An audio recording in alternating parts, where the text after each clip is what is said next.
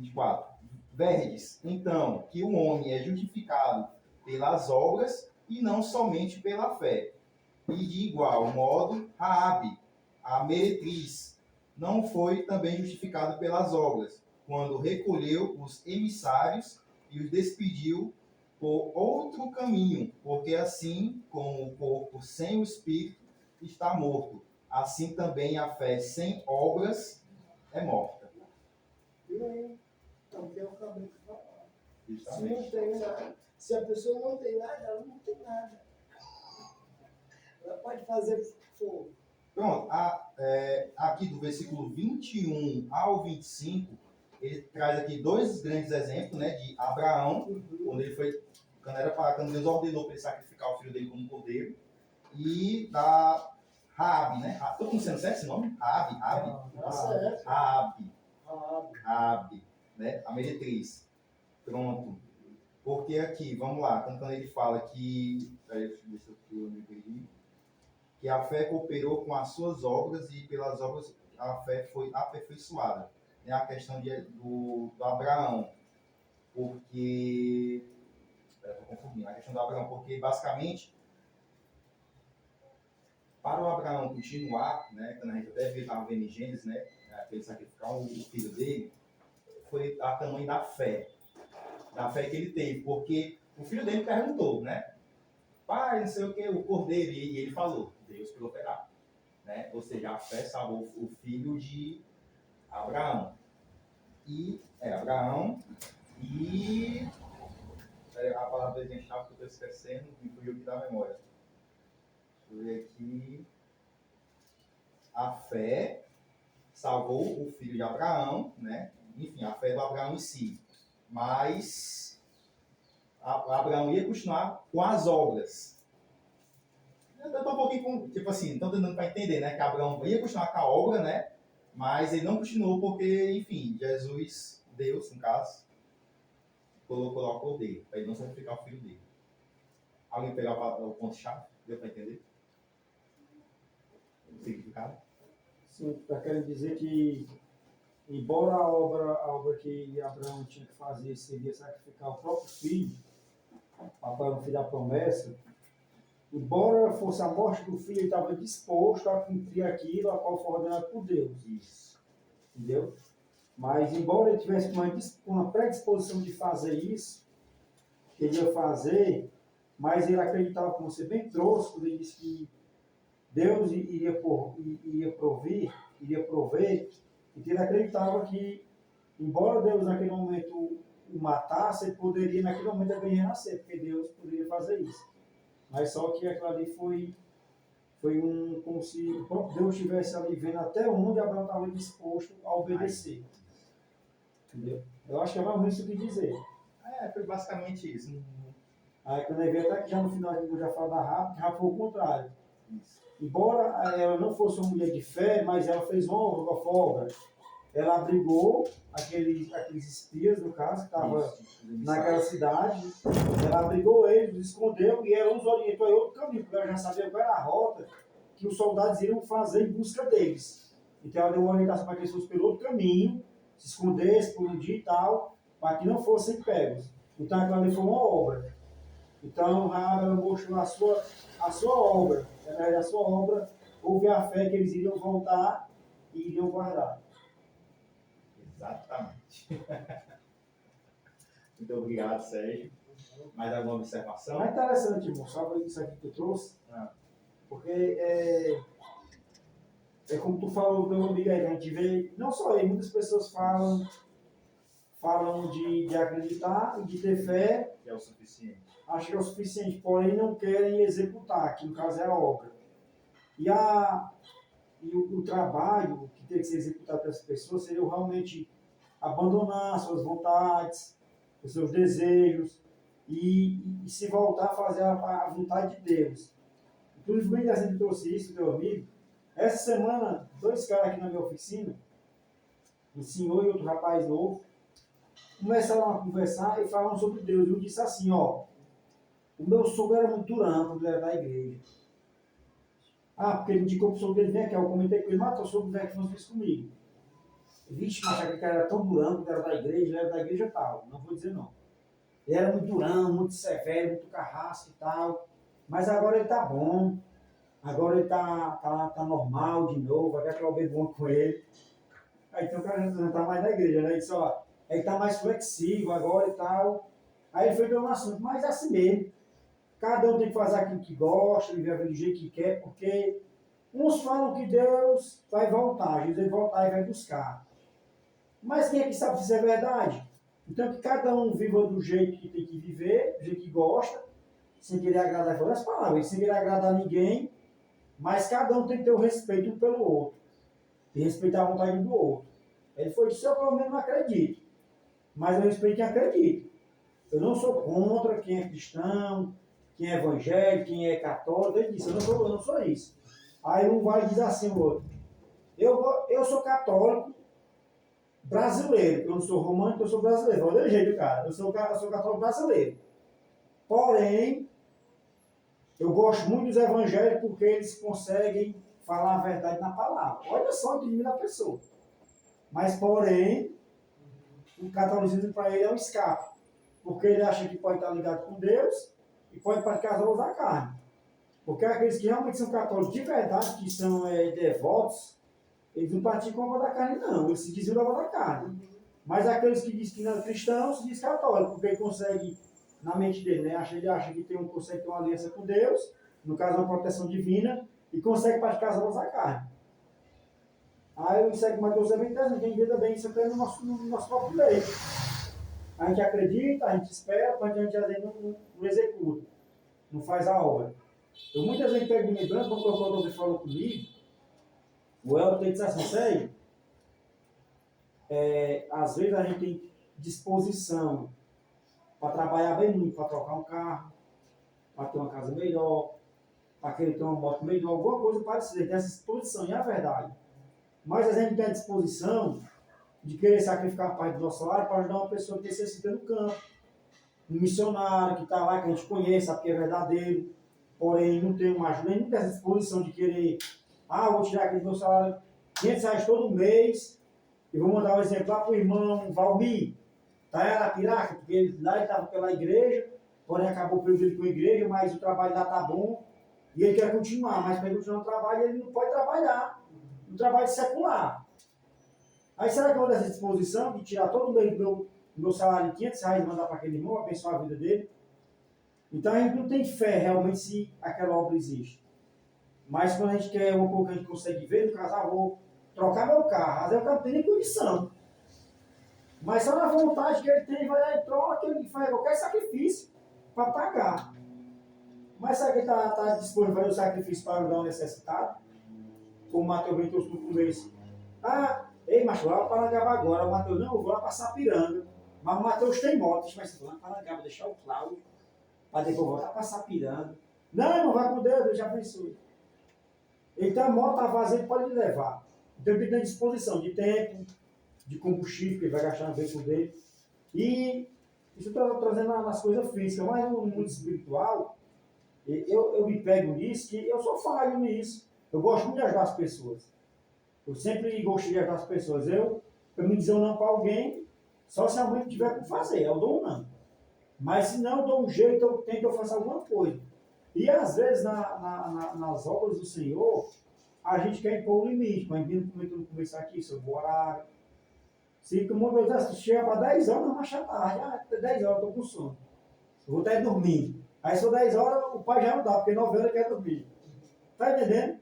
E a gente se pega nessa questão, e a gente vê o texto que o Mateus aqui, que foi um texto muito bom que ele trouxe para a gente meditar, essa questão da obra e mostrar a sua fé e da fé sem obra. E sabe que a gente só tem fé, mas cadê as nossas obras? Mas elas obras estão no sacrifício mesmo, como o irmão que vem de longe, o irmão que sai mais cedo do trabalho, o irmão que vem dia do trabalho, já cansado, né? Mas eu vou chegar no horário, vou dar um jeito de chegar, não, mas eu me chegar atrasado na reunião, não vou não.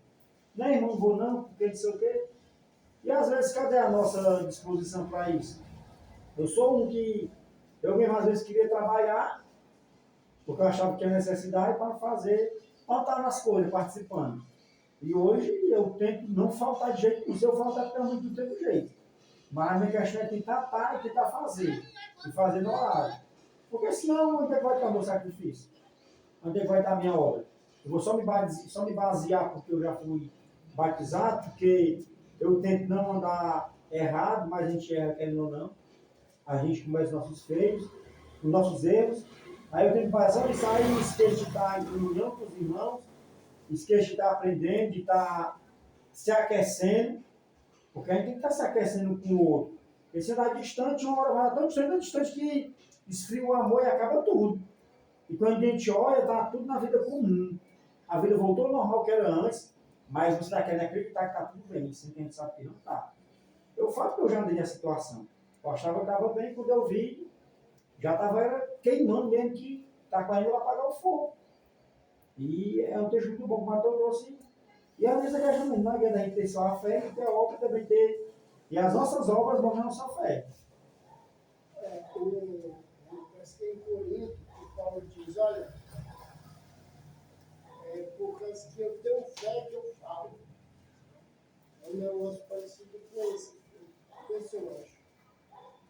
Mas se quiser terminar.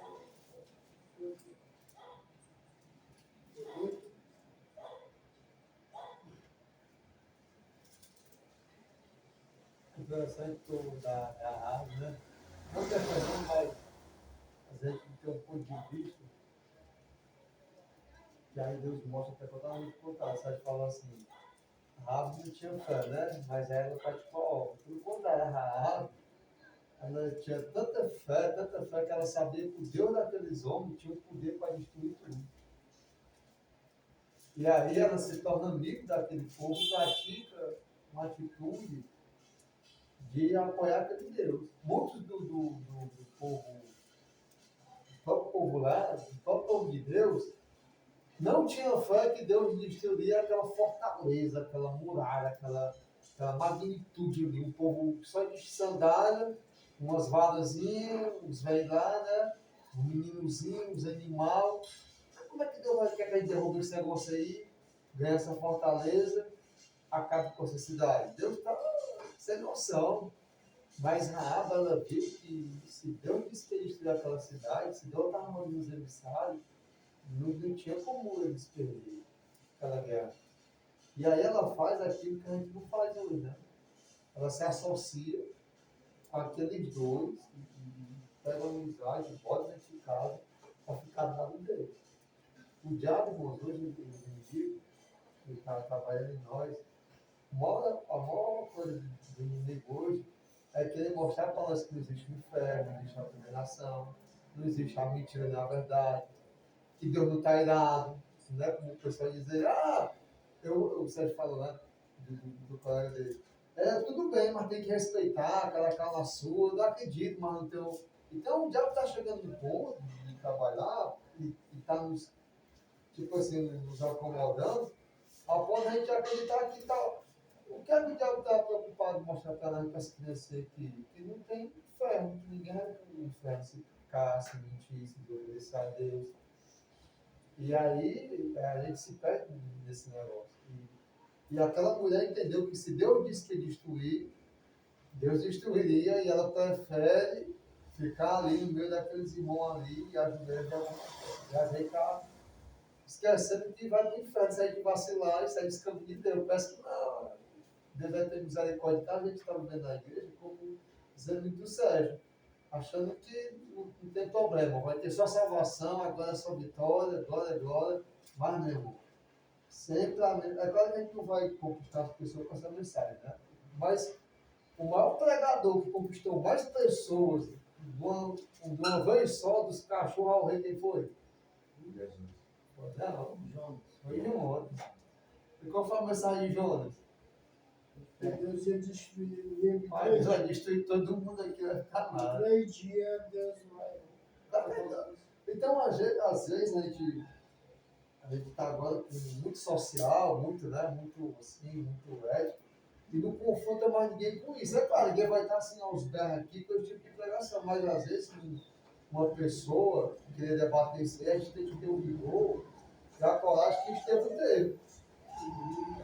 Se você vê, Estevão, quando ele estava lá falando, diz que os fariseus, a cara dele lá era rangendo, era tudo de ódio, porque ninguém continua. Imagina só, eles estavam falando, e sabe quem estava no meio arrodeando ali, aquele negócio ali? Saulo. Olha essa medida de Saulo. Quem estava no meio da. Imagina Saulo vendo o Estevão lá discutindo e ninguém podia sair com ele no discurso dele. Aí quando ele vai lá e ninguém sai, ele começa a resumir o histórico lá da maneira mais perfeita e mais compacta que a gente pode ver da antiga aliança, e os pessoal arranjando o dente, querendo furioso matar, por quê? Porque ele não estava incomodado em mostrar para aquele pessoal que eles eram como os pais dele, que matavam os profetas, não tinha nada com Deus, era tudo hipócrita, tudo mentiroso. E a gente fica com uma coisa social, de às vezes ter medo, ter vergonha de falar, meu irmão, beleza, se você não acredita no inferno, se você acredita em qualquer Deus, tudo mais, o Deus da Bíblia, o Deus da Escritura diz que ele quer que a gente seja salvo. É por isso que ele mandou Jesus para morrer, para a gente não ir para o inferno. Se não tivesse inferno, por que ele ia sacrificar o filho dele? Se fosse todo mundo ser salvo, para que esse negócio de descobrir a palavra? Então, o ponto da fé é esse, é uma fé completa. A gente não está tendo mais fé de que se a gente vacilar, nós vamos para onde? Inferno. Aí, é tipo assim, o Sérgio, né? Um exemplo, o cara é mecânico. O Sérgio, como mecânico, a gente tinha muitos com mecânico, né? Mais de carro. O cara estava com os irmãos e tudo, rapaz, você pensou. Aí eu disse, rapaz, essa direção aqui tá ruim. E aí, qual o perigo? O cara disse, rapaz, essa direção é tal. Qual o problema aí que vai acontecer? Se tu tá com ela com defeito, tu vai andando, tu vai lá na pista.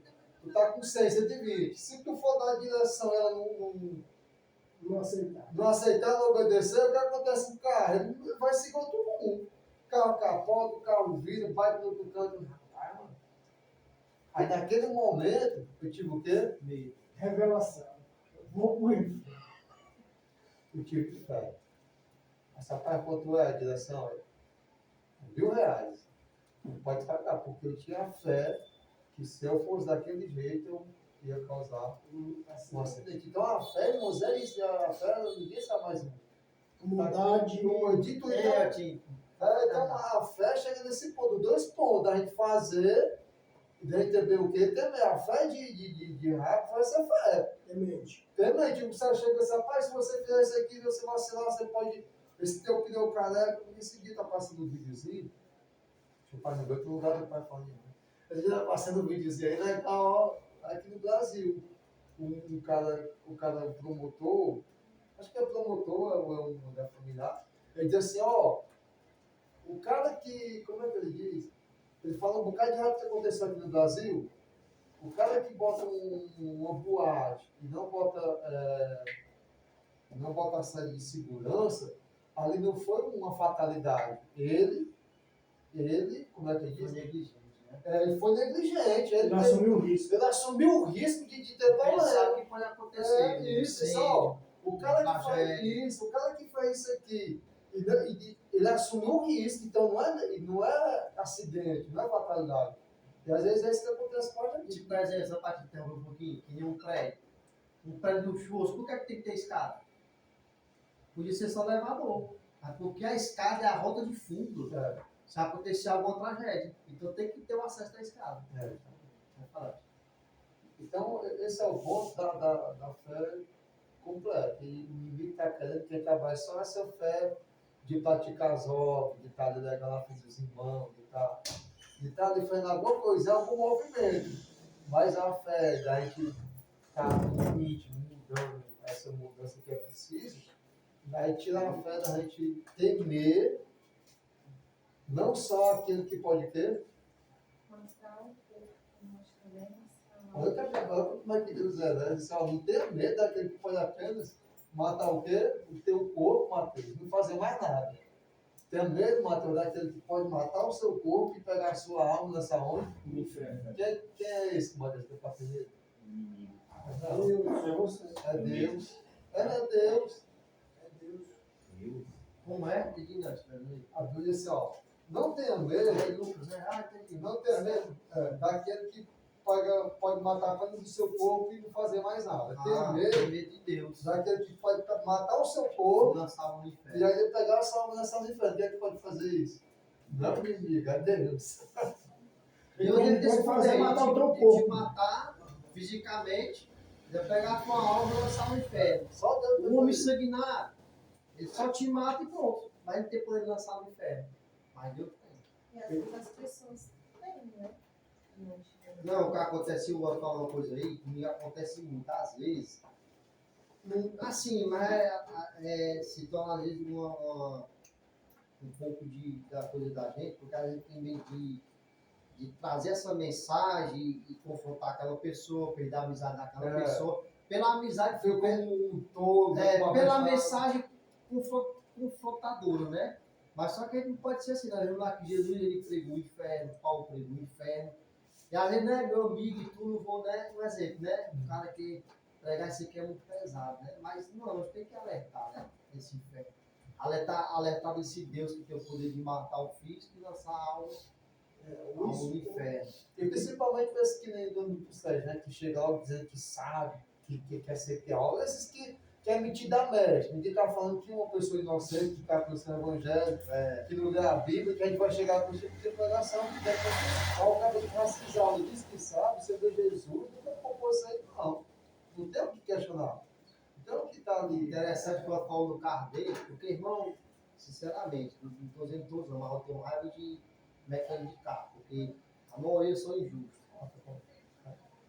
Infelizmente, a maioria é injusta. Aí eu tenho raiva pelo preço absurdo que eles cobram.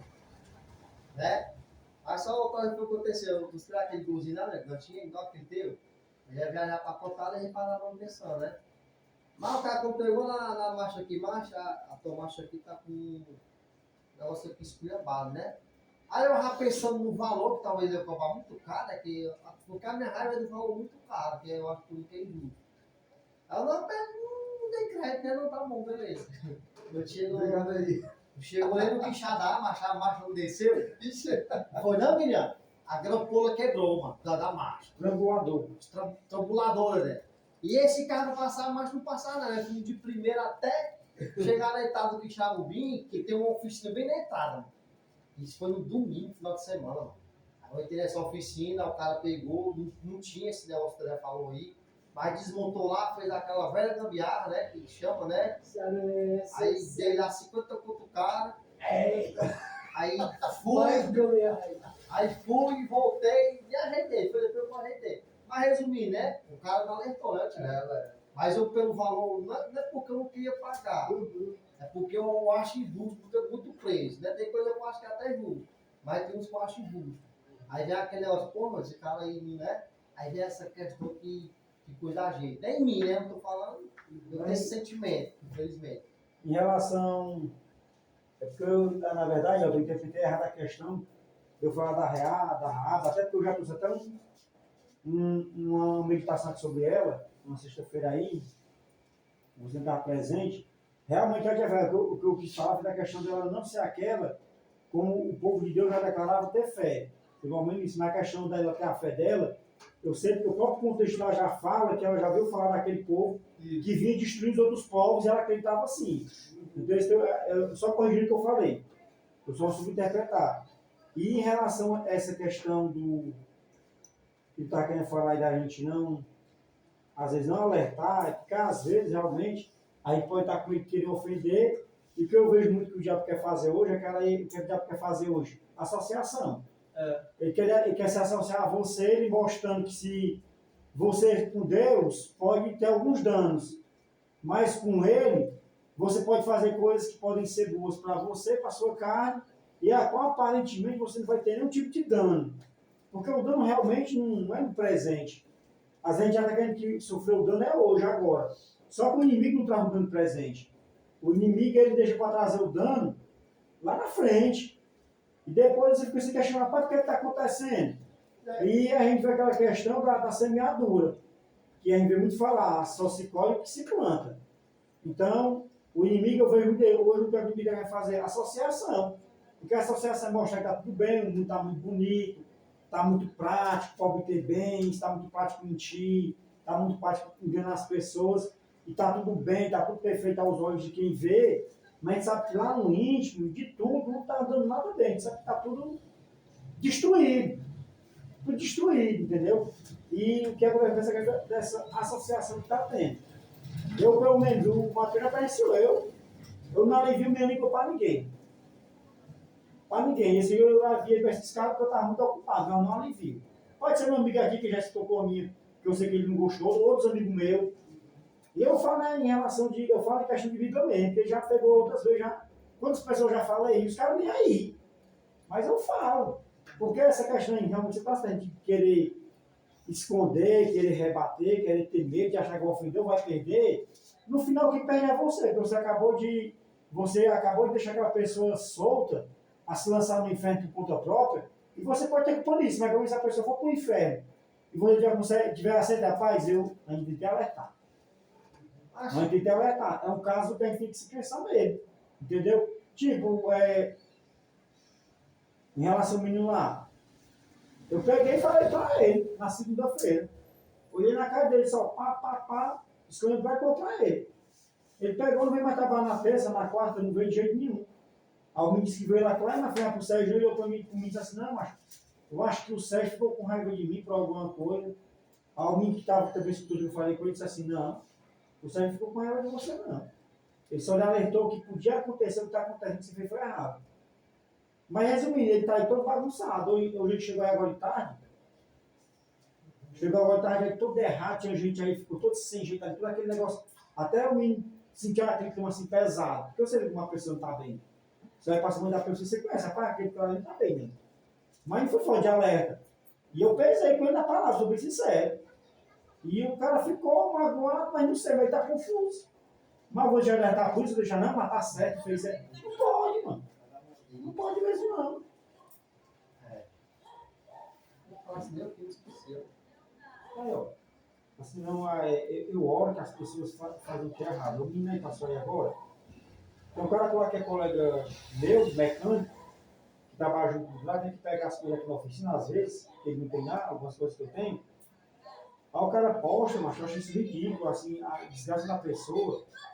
Eu fico até quando eu olho pra ele, toda vez que eu olho pra ele, eu vou deixar cara no colégio, ele passa por mim. Chega pra gente, chega no meu coração, eu juro. O cara posta, mas ele tem um dedinho, né?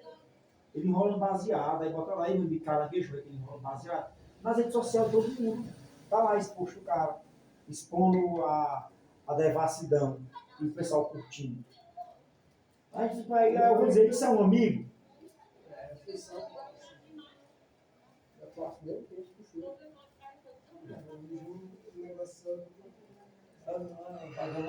Não, tá tranquilo. Bagunçou, Matheus, pode desculpar, você pode demais. Não, tá tranquilo. Porque foi bom. Mas bota, se nós temos uma mensagem, a gente aprende demais do que leva. Isso é o bom. Sim, me lembrei. Mas para invocar, né, que lá fala que Deus implementar as leis do nosso coração, né? Nós já sabemos, eu quero mal, eu quero o mal, né? Eu quero o certo. Todo ser humano O que é sabe. bem e o que é errado. Né? Ela sabe que matar é errado, todo mundo sabe. Isso tá, que Deus falou, não foi? Então, resumindo, e também a pessoa, com tudo isso aí que eles falam, que é justo, ele sabe também que tem um inferno e que existe um inferno. Mas nós temos que alertar, mesmo assim. Por exemplo, a menina está fazendo um negócio aqui, um curso aqui, um Integrasol, e aí disse que o cara lá, que um dos professores, que é doido, né, mulher? Era homossexual. Aí tava tendo aquele negócio de aleluia, né?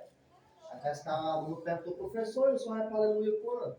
O professor falou assim, mulher, não vou nem pro céu, mas nem para aleluia. Não vai pro inferno, né? Porque ele já sabe. Ele disse, não, eu sou realista do destino por amor. Ele sabe que tá na depravação, que se é errado para ele, ele sabe o destino dele, né? Mas mesmo assim nós temos que alertar, Matheus, sabe? Tá aqui, ó. Tem que temer isso aqui, ó. Que pode matar e também lançar no inferno. Deus dá trabalho. Ah, mas é meu amigo. Aí você fala com suavidade, mas com suavidade vai ter respeito na palavra. O dia desse eu disse assim, tu sabe de quem foi que Cristo te livrou? Às vezes, mas eu sou parente dela aqui. Aí por ser parente dela e tá na minha casa, Porque Aí fica vem aquele aí travamento, Deus. mas se eu falar, o cara Se vai não fosse ficar assim, assim. você sofrer a ira de Deus. Mas dá vontade de falar. O Zé Filho, que tá legal, você eu sou legal, diz que é da igreja, mas quando vê com aquelas coisas ali, não eu fico naquela. Mas se eu falar, ou fala. Mas ele sabe que tá errado. Mas ele tem que falar, né, mano? Não, se não falar, cai lá no 28 de Apocalipse. Não, mas o pior é que até Quando os esses colegas. covardes, os Não, o incrédulos, pior, irmão, os sabe o que é? abomináveis. É que os pais de dela, que os aqui, são da igreja, mano. São da igreja. A gente vê umas coisas que é totalmente errada, mano. Não, mas eles podem ser da igreja, mas não são do povo. Aí eu fico assim, eu fico, pai, o cara sabe que isso é errado, mas tá praticando, tá fazendo. É melhor falar do mundo, né? Do que pra esses caras aí, mano. Vai fazer igual no chileno. Nós, a gente tem que pescar até dentro da própria igreja. Tanto papaquara, né? Eu não estou mais pescando mais nada. Eu parei. Tinha até um rapaz que eu conhecia, quando eu era solteiro, Dudu era, que ele era homossexual. E eu falava assim, de Deus pra ele, deixar aquela prática, de Deus, esse nome. Eu conheço a palavra, eu sei que eu vou com fé nessa prática. Mas entre o homossexualismo e o crack que eu uso, para mim deixar o homossexualismo é muito fácil. Eu não consigo deixar o crack. E eu sei que eu estou com eu conheço a mãe. Então eu deixo ali bem claro. O máximo que eu falasse de Deus para ele, não adiantaria. Por quê? Porque teria que ser uma decisão dele. Tá entendendo? Daí, então, tem esse caso desse homem, né? Tem muitos homossexuais que conhecem eles, mas devido ao desejo carnal, eles não conseguem, né? Tem um cara aí das redes sociais da vida, eu não sei o nome dele, mas eu até vi. Aí, numa entrevista, a mulher perguntou se ele era homossexual. Ele se disse ser cristão. Ele disse, ó, realmente eu não sou homossexual, mas eu tenho tendência ao homossexualismo. Ele fala. Porém, eu luto para mim não praticar as obras da carne. Aí ele vai e fala. Aí eu disse, porque, aí ele faz, porque ele faz assim, porque o plano que Deus tem para a minha vida, que é de salvação, é maior do que a minha tendência ao homossexualismo. Mas ele disse que é uma luta, mas ele disse que tem tendência, você vê até o estrangeiro dele falar, ele é muito conhecido nas redes sociais aí, esse cara. É que eu não sei o nome dele, mas eu vejo muita coisa dele. E ele fala sobre isso, que a minha questão de você é homossexual, aí ele vai falar da tendência que ele tem, só que ele diz que é uma luta que ele tem, que brigar todos os dias para praticar. E realmente aí é uma briga, né? Que a gente sabe que esse cara que é dependente de quem, qualquer coisa, é uma briga se você se deixar vencer, claro que o que é mais agradável vai vencer, sempre vai vencer o que é agradável. Não tem como perder do agradável. Agora é uma luta que você tem que fazer, né? Agora, o pior é aquele que se defende na palavra e está certo. Aquele ato, eu estava vendo na internet, um pastor com um pastor gay, 2 pastores. E ele disse que já nasceu com homossexualismo. Então, Deus, ele não pode me abominar. Nenhuma mulher já olhou para mim e chamou, isso é uma abominação para Deus, na minha cara, ele dizendo. Então, eu não posso ser um condenado. Eu sou amado por Deus. Por quê? Porque eu já nasci do ventre da minha mãe, essa pessoa.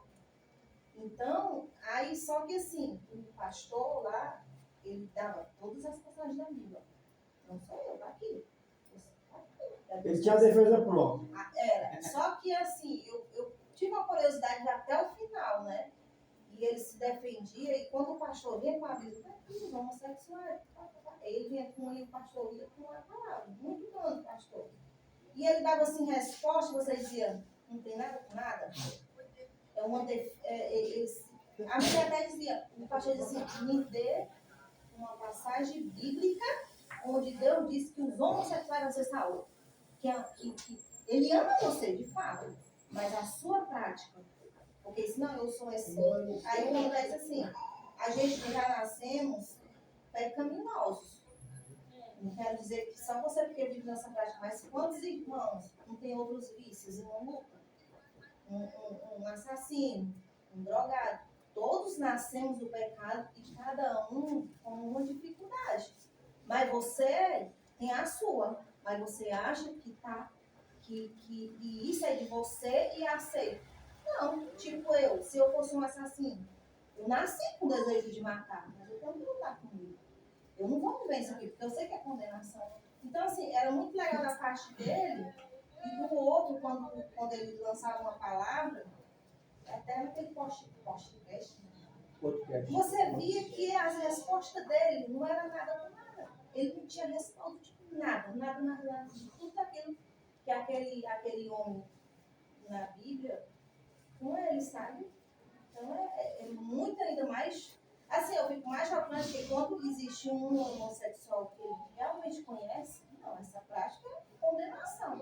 E aquele que tem diz que não é condenação. Ainda posso ser pastor. E ainda tenho um relacionamento de 10 anos de casamento. Você acha que eu vou desmanchar meu casamento de 10 anos? Não, dá pra mim, não, eu nem assisti live. Horrível.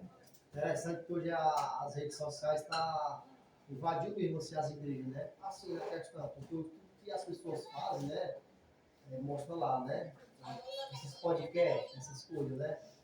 Às vezes tem uns caras lá, firma lá, que vem, ixi, macho, aquele Júlio Viana é muito humilde. Júlio Viana é um cantor de forró. Ela foi lá pra África lá, fez um almoçozão, um bocado de neguinho lá, daquele macho. Esse não é humildade não, mas se ele fosse humilde, que essa recompensa,